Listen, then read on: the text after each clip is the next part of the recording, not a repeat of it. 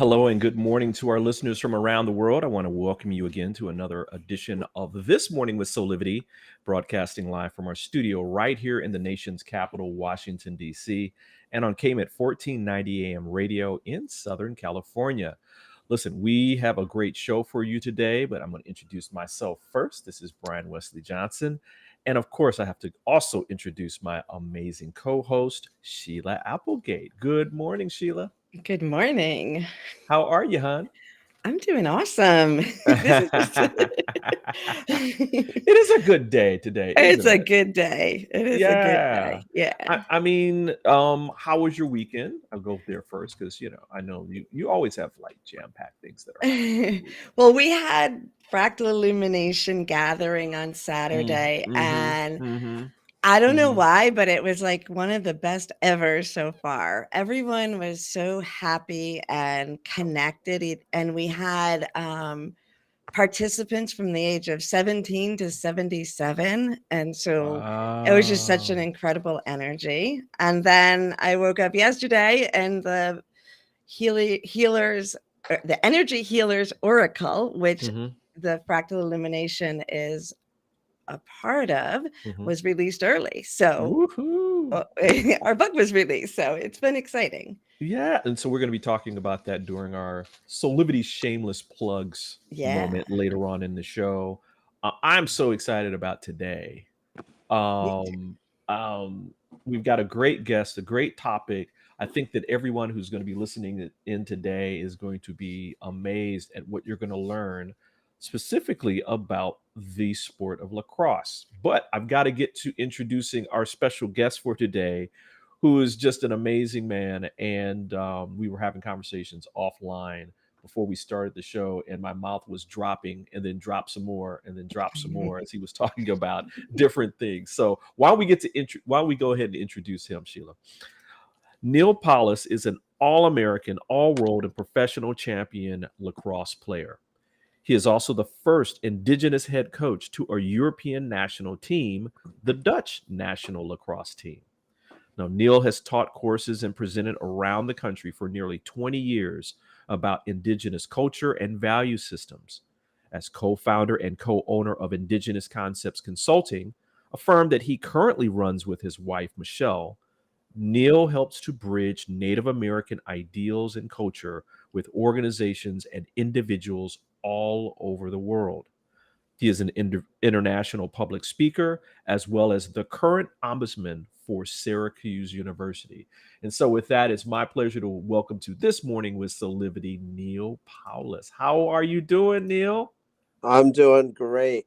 Man, I'm I'm refracting light. I know, right? It's like this is just a good day. I've just got a good feeling about today, especially now that you're here with us, because we're going to be talking about the Native American origins of lacrosse. Man, I've done some. As you know, Neil, I told you before that I was doing a little bit of homework about this, but I want to hear from your own experience about how, first of all, how did you start your lacrosse story, your in terms of that part of your journey? Uh, my lacrosse journey started before I was born. That's why I was laughing. I'm like, yeah, you were born. Before I was born. Trick question. Yeah, so I'm a member of the Onondaga Nation, and my father was a chief. My brother's a chief. My grandfather's chief. My sister is a faith keeper. I think her daughter was at your She was. Yeah. fracting event this weekend. Um, and so it's a matrilineal system that's selected and managed by the women. Mm, So that means that somebody else's mom chose my grandfather to lead that family structure. And you wow. marry outside of your clan. So then somebody else's mom chose my dad to lead a different family structure. And then he married my mom, who's Eel. So then somebody else's mom chose my brother and my sister to have leadership roles within our family structure. Wow. So it's Wow. extremely rare to have 3 male chiefs all in the same family, father to son, father to son. Wow. So that's what I grew up with, right? No pressure And for you, right? No no, pressure. you know, so it's not my eldest brother, it's my middle brother, right? So it's Right. not even like the selection process isn't about selecting the oldest Right. in lineage or age or even it's none of those things, right? It's Mhm. just who would make the best leader. So I don't feel any pressure, but um, lacrosse is part of our identity and Mhm. culture. We call it the medicine game, and it's the energy that you play with, the spirit that you play with, that gives it the medicine. So a lot of times we'll say when you play with a good heart, you play with a good mind, you play with your best intentions and goals, and you give everything you have Mhm. to be successful in that space as best you can that day. Wow. Because if you don't, then you don't give everything into that medicine. But you also play without the intent to injure or maim another person. So while you might play so physically and hard and tough, someone might get hit and you can die playing the sport, right? Mhm. It's not the intention to do that, right? Right. It's a celebration of life. So Wow. so the game itself comes from a celebration of life. It comes from our origin story of in the sky world before we even came to this planet, Mhm. and we're brought to this what we call Mother Earth in this space in this realm, and so we understand and recognize that we are star people, that have a relationship, a connection to this land, and to this space. And we use the cross as one of our medicines to celebrate that relationship. So I was given my stick when I was a baby. It probably was, shooting the ball around at the age of 2. Played my first game at 4, I can see that. and played this past weekend at 48, Wow. competitive against 20 and 30-year-olds. Wow. And I did okay. And 5 or 6 points. Yeah, I know you still got it, man. Don't sandbag those people out there, man. Yeah, I still have my moments. I got a jar of candy that because I had the goal of the game. So Right, right, right, right. That's cool though. Sheila, did yeah, you have a question?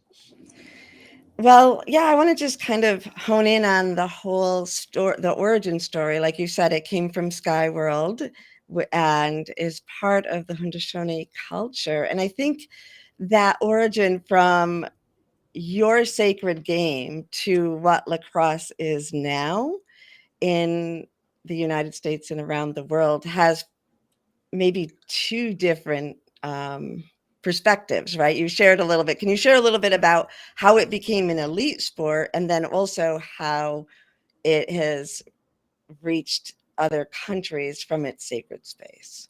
yeah. So we've been playing this game right since the beginning of time, right? And so the original stick, the wood stick, comes from the hickory stick. It's bent, so it brings and invokes all the spirits of all the trees all over the world. The meshing and the netting on the inside is leather is used, so that invokes all the animals of all the world. Wow. So when we play the game, we play with all these living spirits. The ball itself carries the medicine. So when a person is sick, we may have a game for that person. We may have a game for a community. And at the end of the game, they're given that ball, that medicine, and that medicine is them.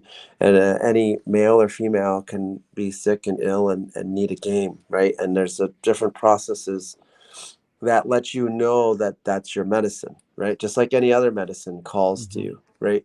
The game will call to people.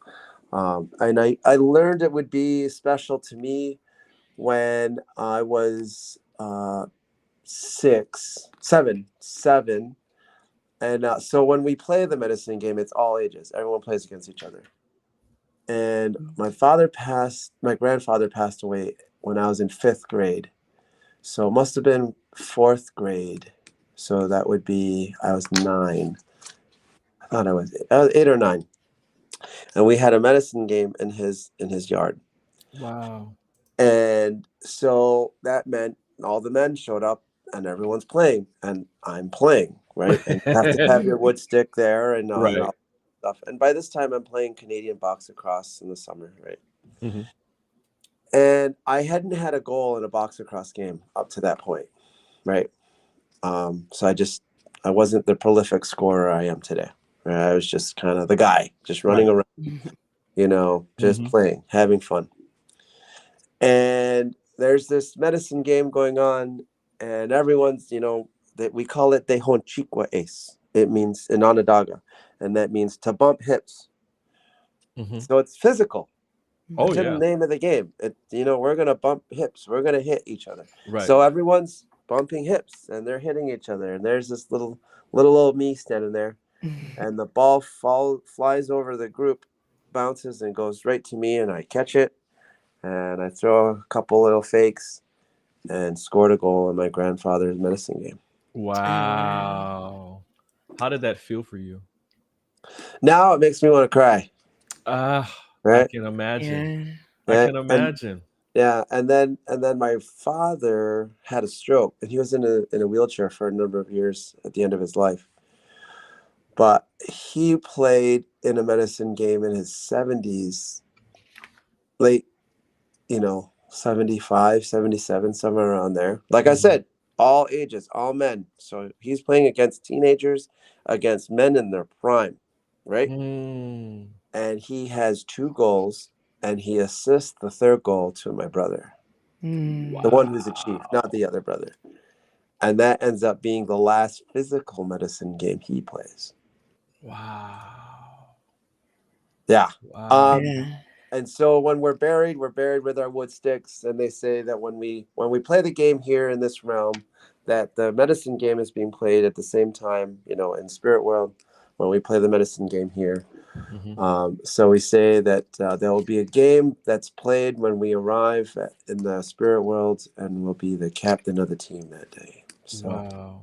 so he traveled with his stick, and I will travel with mine someday. So, Wow. not afraid of that day. I look forward to that day. Mm-hmm. Not forcing that day upon me, but when it comes, it comes. And It's then going to I'll be a get good to game. Absolutely. yeah. I'll be in Ooh-wee. my prime then. Oh, man. So that's where the game comes from, right? Yeah. Yeah. And it's so that's where, for me, the story of lacrosse starts, right?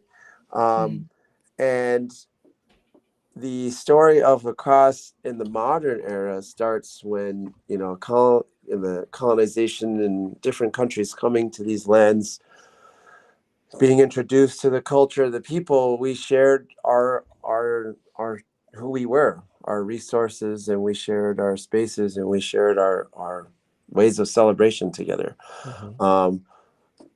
When you think about an affluent community, right, you think about what do you do when you're truly self-sufficient and good and protected, and you have all the resources you need. You're getting to create things for fun, right? Mm-hmm. So we have winter sports. We have sports that we play in the winter, right? So we were comfortable. We were good. Right. People say, "Oh, they're living in the woods and all this," savages. No. We had winter sports, Right. right? We were comfy as comfy could be. We chose to live a different way. We chose to live with Mother Earth as opposed to forcing Mother Earth to live for us. Mm-hmm. And so when we were interacting with all these new people, we played our game, and it became a spectacle, right?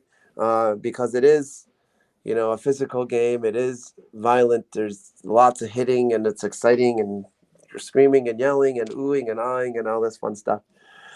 And so these 2 young countries that were trying to create an identity for themselves separate from their European kin, specifically Canada and the US, were trying to create it. They were going through their own identity crisis. And instead of using cricket, which was, and polo, which were the games of the elite in Europe, they found this indigenous game of lacrosse, and they appropriated it and made it theirs. They made rules. David Beers in Canada made the first rules, and in the first rules, he stated that there could only be one indigenous. There could only be one Indian player per team, if both teams agreed that they would both have an Indian player. Otherwise, we weren't allowed to play. Wow. So they basically, legislated out the best players in the world by saying you can't play. So then they started creating lacrosse clubs, right, all over the place, and they branded it as America's sport and Canada's sport. So it still is Canada's national game, right? And the US just adopted all those same rules that Canada had, including the rule about eliminating Indian players. Wow. Well, that's the language of the time, right? Indian. Right. And so that rule is still a stain on the history. So it ends up becoming this elite sport, connected to elitism, right? And the royalties. So you had kings and queens that would come to this country to observe the spectacle of this country, and they would play a lacrosse game for them. That was part of the elite. Instead of playing polo and instead of playing cricket, they played lacrosse. And so then it shows up in Ivy League schools and all these other places, and now it's a part of my language, a rich white boy sport, right? Until you walk into an indigenous community in New York State, and you see little kids in front of trailers, and you see little kids playing in the street with their sticks in their hands. Wow. So we play lacrosse like other communities would play basketball or soccer. Now,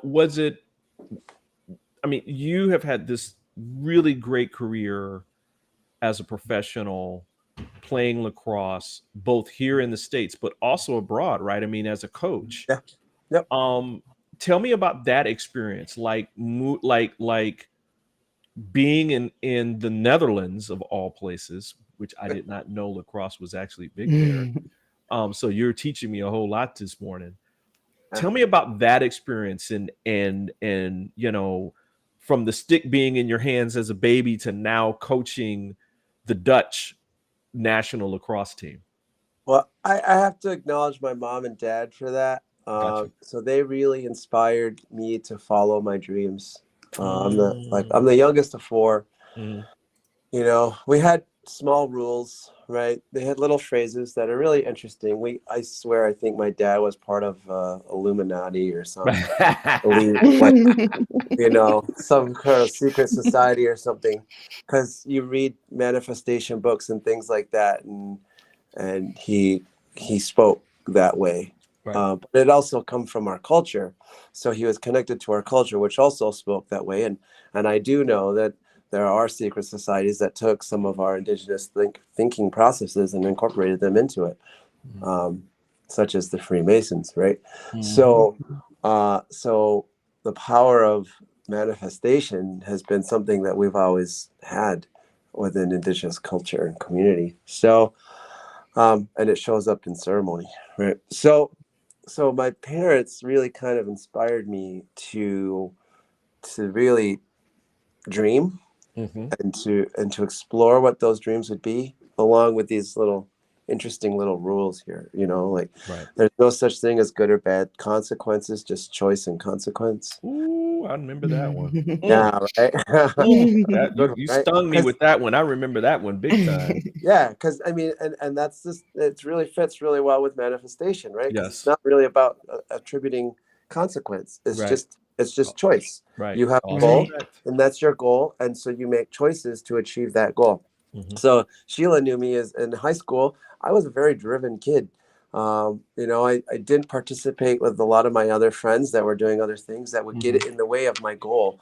Because when my father asked me, what do you want to be when you grow up? I said, well, I don't know. I just want to play lacrosse. He said, well, in order to do that, you have to go to college to get to the highest level. So that's what you have to do. You have to go to school and you have to go so that you can play at the highest level. Right. So, Mhm. okay. Because we had these other rules: show up, do your best, be coachable. These things are also fit very well in alignment with, manifestation and all these other things, right? I add one more, and I think it's the key. And it's actually if you ask any one of my coach teams that I coach, what's the first rule of lacrosse? And it's actually really the first rule of life, which is have fun. Wow. So have Wow. fun, show up, do your best, be coachable, be open, be willing to learn, right? So if you live Wow. within those 4 rules and you have this idea of no good or bad attribution, just choice and consequence, you have the opportunity to create all kinds of things in the world for yourself. Wow. So that's what I was exposed to as a kid, right? Like I said, I swear my dad, I think, was part of one of these other things, right? That is So so freaking cool. so there I was in high school thinking, well, I just got to do what I got to do to get into college. So that's what I did. I got into college and I got there. And as I was in high school, I saw this professional league. So I was like, ooh, I guess I got to keep going and do what I got to do to get there too. So I did what I did in college, 3-time All-American, set some records, set a scoring record that lasted for 18 years. Mhm. So I had talent and skill to go along with it, but I had this power, this drive, right? And so I pushed myself. I got drafted and played a number of years professionally, which also turned into 16 years of international play with the Mm. Haudenosaunee national team. So I played internationally. It took me all over the world. In Wow. 2002, I was voted all world. So I was the first Haudenosaunee nationals player to make the all world team on the men's Yeah, side. that's what I'm Uh, talking about. so in 2002, I was one of the 3 best offensive players in the world. Uh, so people would ask, my dad, like, how did you have all these very successful sons? And, I have another brother, my eldest brother played professional as well. And Yeah. Brad, he's the chief, right? Daughter's sister's a clan, faith keeper, right? So they're like, how did you have all these so successful kids? And it goes back to show up, do your best, be coachable. He always just told us, just do your best. Wow. Do your best, whatever your best is that day. And he goes, it just so happened that my kids were the best at the things that they chose to do. Wow. That's This is what I'm beautiful. talking about. This is what Yeah. I'm talking. See, I knew that So, this was going to be a great, great story. Listen, we're going to take a quick break. sure. But when we come back, I want to talk a little bit more about this, but I also want to talk about your experience in a fantastic movie called Crooked Arrows. And And th- and so that and that leads right into how I ended up in the Netherlands. So it's perfect. perfect, perfect, perfect, perfect. All right, so Yeah. we're going to take a quick break, everybody, and we'll be back with more of This Morning with Soulivity. Attributes then that make up real conversation. For me, there are 3 attributes. The number one attribute is being authentic. So being your real self, putting away the facade, not having all the right answers, but really allowing yourself to be open and to put on the table what you're thinking and what you're feeling. Number 2, in terms of being vulnerable. So again, opening up yourself. Perhaps there's been some emotional wounds that sometimes we like to keep certain things private, but by us opening up and exposing some of the things that we've been through or challenges that we face, then other people might feel more open and receptive to learning about how to overcome challenges and move on and advance in their lives. And then the third one is owning and speaking your own truth. My truth is going to be different from yours. We are going to differ in our perspectives because we're different. We come from different backgrounds. There's going to be different demographics on the show. So being able to own your own truth and speak it boldly and stand behind it is another way that we can engage in meaningful conversation. I'm very much looking forward to engaging in real conversations starting in January on This Morning with Soulivity. Thank you for that, Dr. Chanel. That was great. Oh man. We are back with more of This Morning with Soulivity. We are talking with professional lacrosse player, all-American, all-pro, just a great human being, Neal Powless. We were talking about your journey to the Netherlands as a coach. Yep. And there's this fantastic movie that you were part of called Cricket Arrows, starring Brandon Routh, who I just like. Oh, he's just a cool guy. Okay, so we're gonna continue this journey. All right. Yeah. So Yeah. So there, I eventually, started coaching youth programs, and I was still playing after my professional career was over. I still played locally for the nation. I retired, forced retirement. I did get sick for a number of years, and I had a lung disorder. So my career was cut short professionally. And once I healed, I was able to keep competing at a very high level, but not at the professional level anymore. So that was a little bit of a bummer, but we always say play your last game as if it might be your last. Play Right. every game like it might be your last. And thankfully, I can look back at my last pro game as a professional and say I did my best. So I was coaching a youth program in Onondaga, and it was teenagers. I generally didn't coach my own kids. I coached different ages. And so I could, one, watch my kids, but two, so I could teach more people. And I ended up, a movie crew showed up at Onondaga trying to recruit lacrosse players. They're trying to recruit my players. So I took it upon myself to get in the ear of this director and producer and whoever was there, sports coordinator. I didn't know that the sports coordinator was Mark Ellis, who worked on Invincible, Any Given Sunday, The Program, What? Miracle. He had 50 movies under his belt, right? And I'm standing next to Steve Rash, who did Can't Buy Me Love and The Buddy Holly Story and Son-in-Law, right?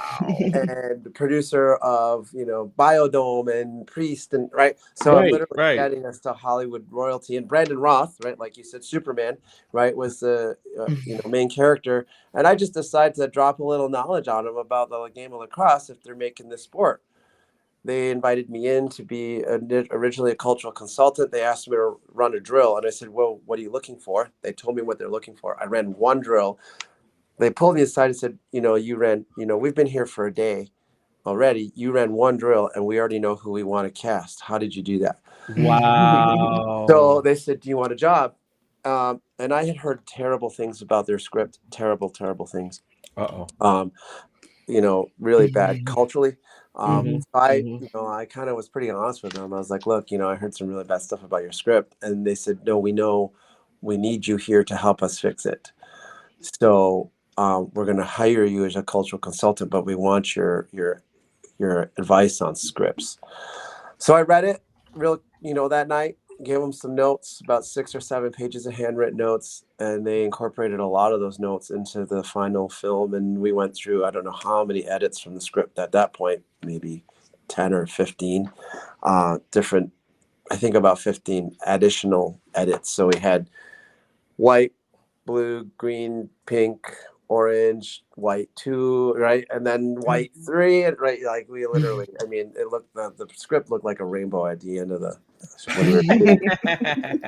but what ended up happening was I had a lot of input in really kind of shifting the cultural pieces of the story to be focused more on the core origin of where the game comes from, which is Haudenosaunee, from our area, instead of picking and choosing all these other pieces of other indigenous cultures and appropriating them to try to make our story.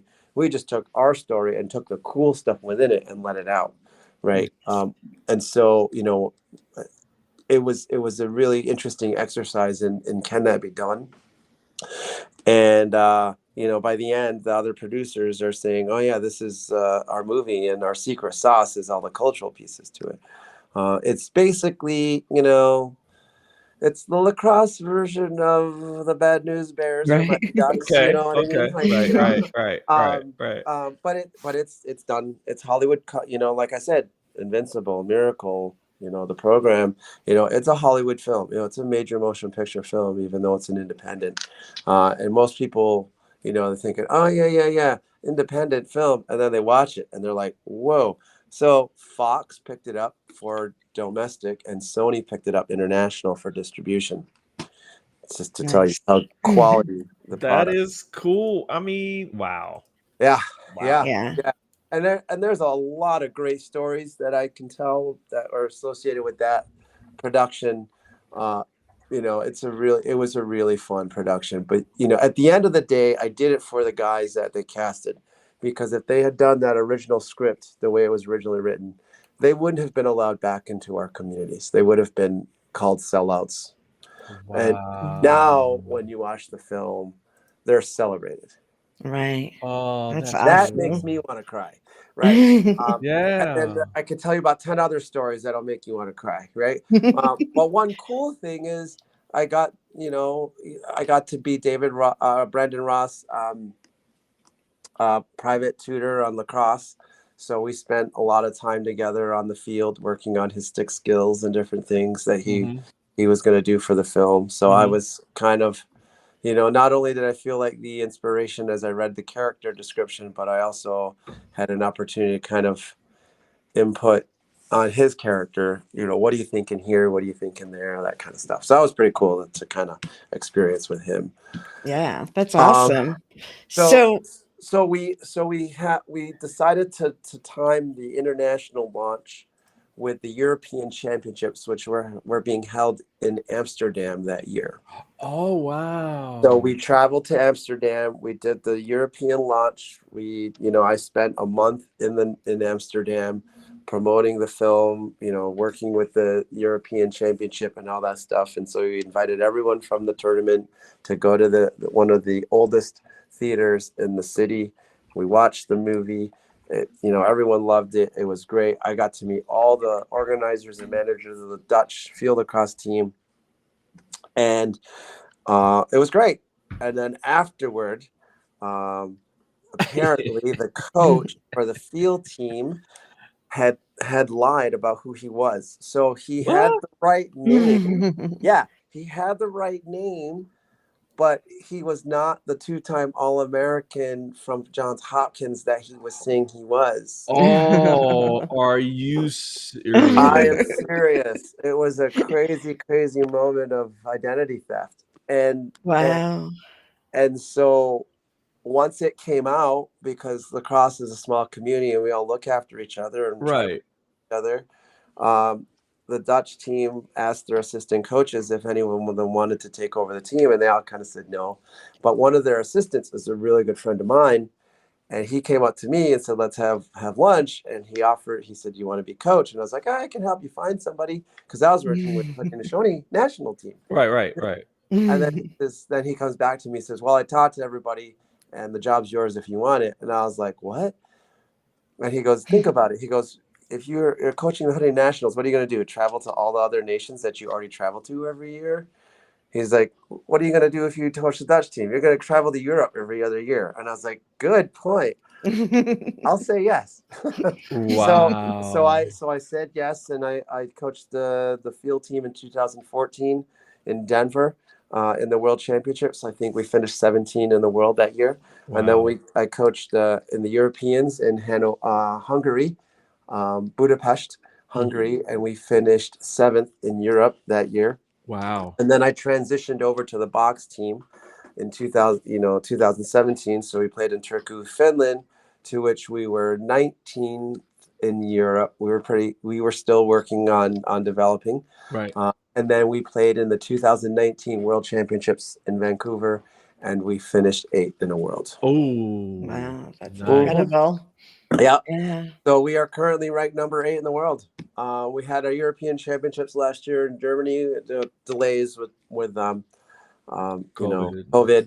Yeah. And so we went with our fourth string goalie and still finished I think 11th in Europe Nice. with our 4-string goalie. Wow. Right. Right. Wow. So we had a hard time stopping the ball, but we still did well enough to be 11. So Wow. Nice. so we have a good system. We have a good program. We have my assistant coach. One of them is Dutch. He's a videographer. Used to do a lot of projects for Wieden Kennedy in Europe. Wieden Kennedy, does all the promos for Nike. So he's a pretty good videographer and does a lot of our video content. So if you Google Netherlands box lacrosse national team, all these different videos and YouTubes and all these different things, and Facebook is just populated with all these different videos. He's awesome because he's always got the camera stuck to his head when he's not coaching, even sometimes when he is coaching, right? But he is just capturing just amazing moments with his film. And then our other assistant coach is a former pro coach of mine when I played professional, Wayne Colley. He's from Canada. He's a Hall of Fame goalie. So you have a Hall of Fame goalie, have a Hall of Fame offensive player, and the guy who brought one of the founders of lacrosse in the Netherlands, Artu Sesselaar. That's our coaching staff for the Dutch national team. So now we're doing she box or women's box. So we have our women's Hey. Yeah, box that's lacrosse incredible. team, and we have our men's box lacrosse team. And then, right, so in 2015, the Haudenosaunee hosted the World Indoor Box Lacrosse Championships. That was before I was coaching box, and the Netherlands didn't have a box team, so we didn't compete. But then, so there's a tournament in a few weeks in San Diego. That's the Field Lacrosse World Championships, to which I'm not coaching them anymore. But then next year in Utica, New York, right, they're hosting the World Championship. Wow. The USA is hosting, but they're hosting In Utica. in That's land of really the funny if people Haudenosaunee, do. So we hosted in Syracuse and Onondaga, and now the Oneidas are hosting, right, in a roundabout way. Great. And so we're looking to reinvigorate the 400-year relationship between the Dutch and the Haudenosaunee. So about 10 years ago, it was the 400-year anniversary of the Two Row Wampum. Not a lot of people know this, but the first wampum the first treaty agreement made on this continent was between the Haudenosaunee and the Dutch. And it was 1613. And we call it the Two Row Wampum, or the Gaswenta, and the Dutch call it the Silver Covenant Chain.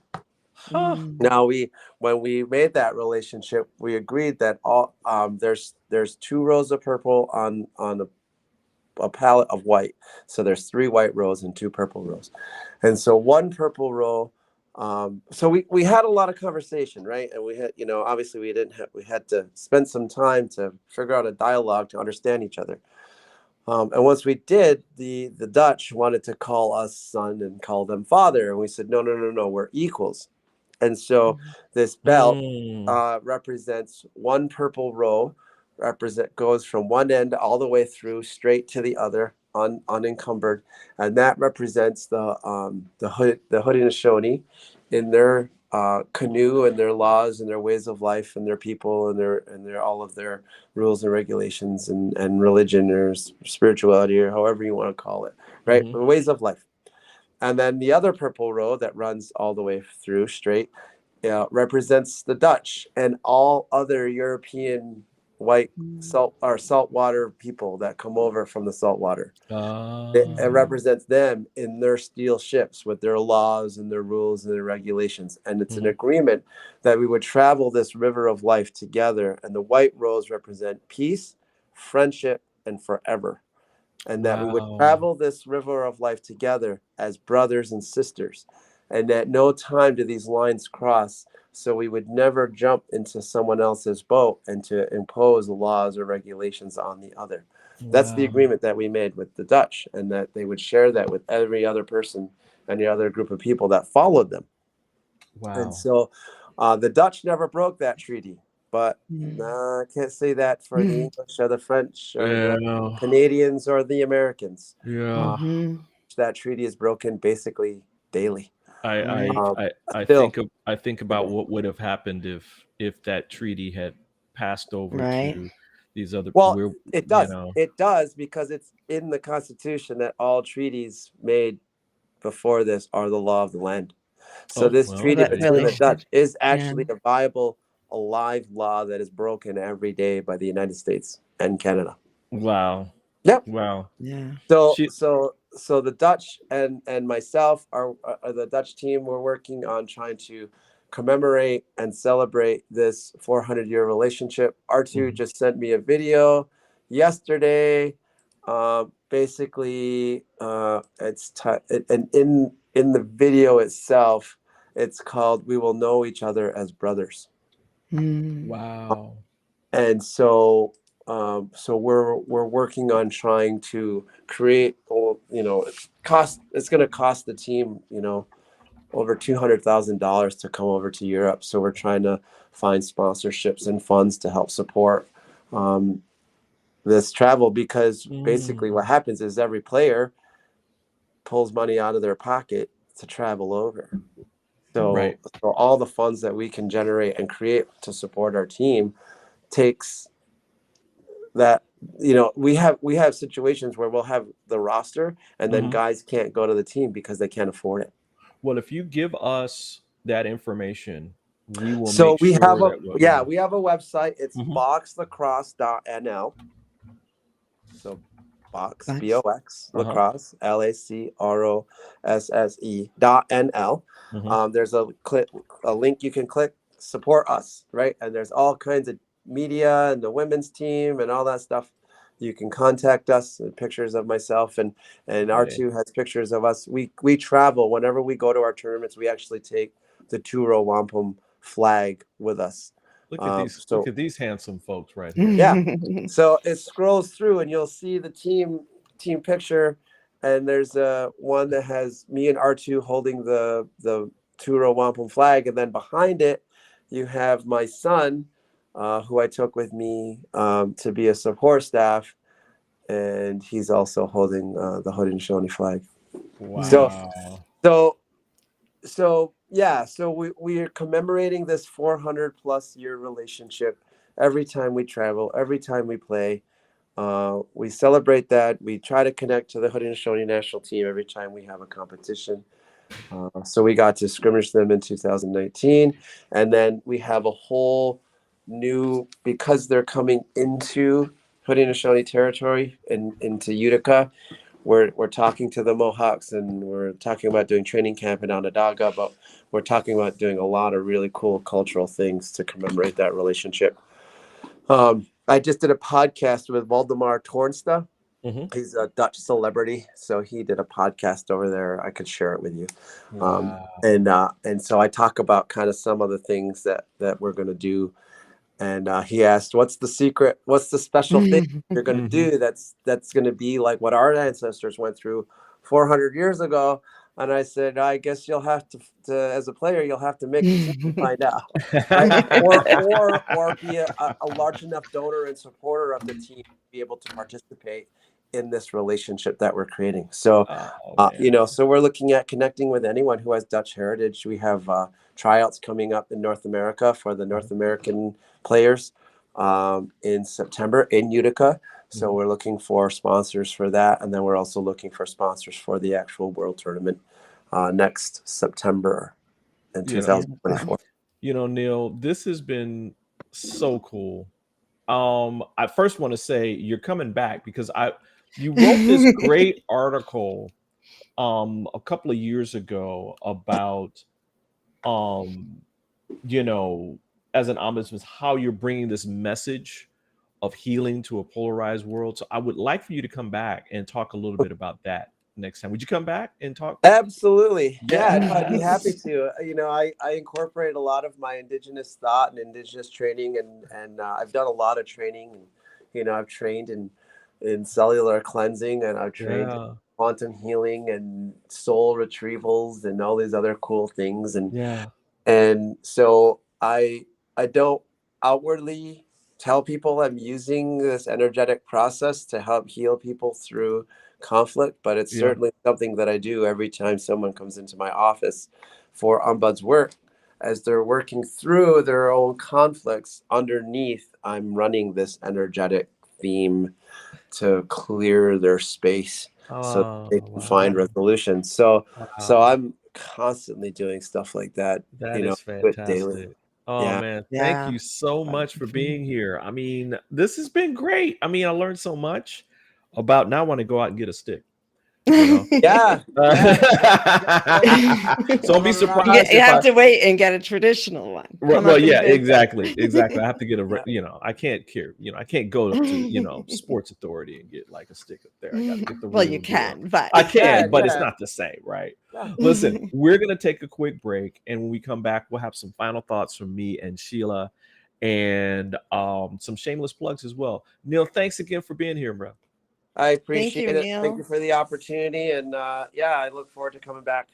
All right, perfect. Awesome. Yep. Thanks. Bye. 6 years ago, when I started Soulivity, my vision was to support everyone in improving their life through the discovery of their passion and purpose, so they could become the best version of themselves, to battle fear and ignorance, and create a better world today. Get inspired to live your passion and purpose. Visit Soulivity.com now. Woo! What a great show today, Sheila. I'm like, Yeah, he's filled with so much knowledge and experience. I love it. Any final thoughts from you before we get to our shameless plugs? Well, I just, just listening to Neal and allowing this information, thinking about all that he shared with us, reaching so many people, Yeah. just fills my heart, Yeah. as growing up here and being connected to the community. That is almost like a norm to me. And then you think, oh, just one state over, nobody knows this. And it's so Mhm. it's just so special to hear that. And I loved hearing about the wampum with the Dutch and the idea of rekindling that sacredness here with the tournament coming up. So it was It- wonderful. Well, a couple of thoughts from myself before we get to these plugs. First and foremost, just I think the fact that there is this long standing connection that goes back to our First Nation people and Native American people from the beginning, where there's this connection that they've created this way of having fun with each other, right? Mm-hmm. And that's been passed down and passed down and passed down and passed down, and now it's been a part of the stories of our history and how we've connected with each other, and how we need to bring that back, right? We need to Right. revive that and live up to what those ideals were, right? I don't think anybody would disagree hearing the story about the wampum and the treaty that was created through this beautiful belt, that's not a good thing. Right. Right. And yeah, go ahead.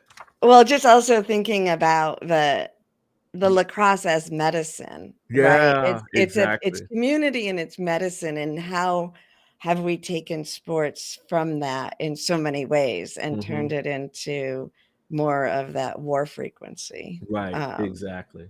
And I think the last thing I would say is I'm going to ask Neal about high school, when you were in high school, so I can find out some details about Sheila. No, I'm just kidding. Oh, we weren't in high school together. So. Oh, I thought you guys were. Oh, see, damn, doggone it. Anyway, on that note, I guess it's time for us to get to some Soulivity shameless plugs.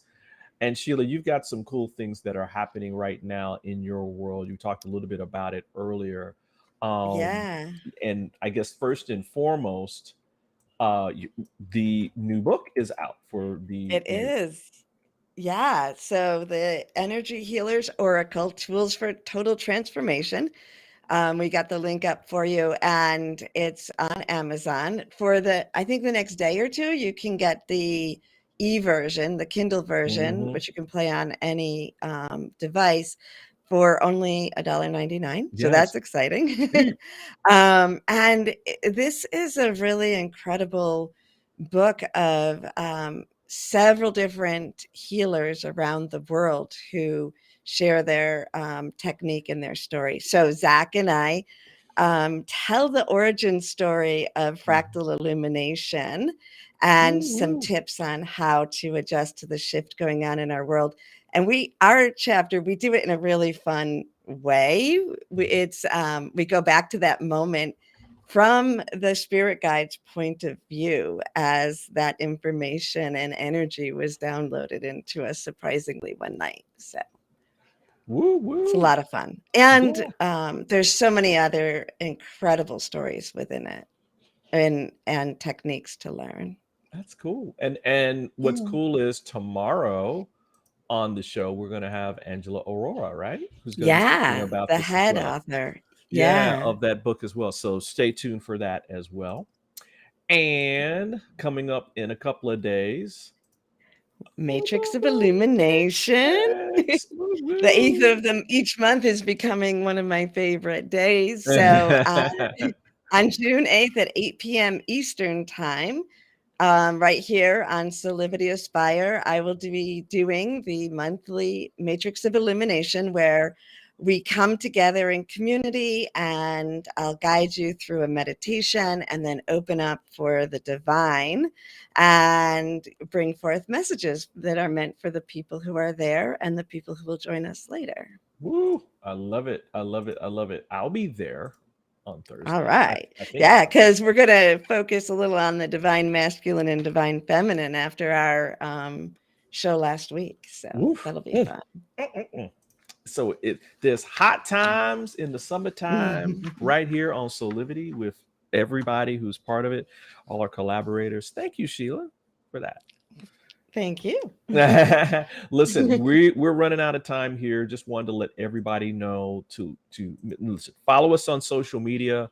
Go to our This Morning website at soulivity.com to join our mailing list. You'll get access to exclusive tips and other information as well. Listen, on behalf of all of us, we just want to say thank you for joining us for this episode of This Morning with Soulivity.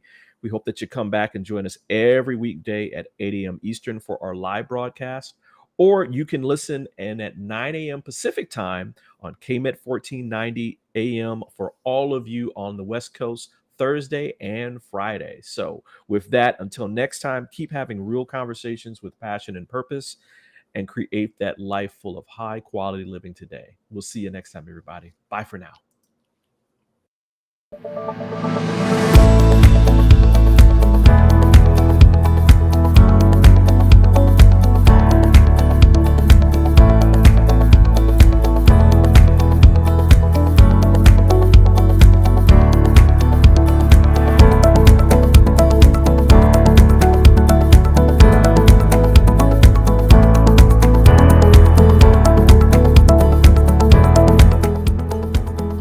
This work is subject to copyright owned by Affinity Global LLC.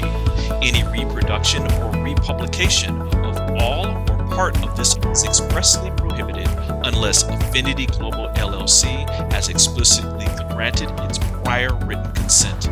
All other rights reserved.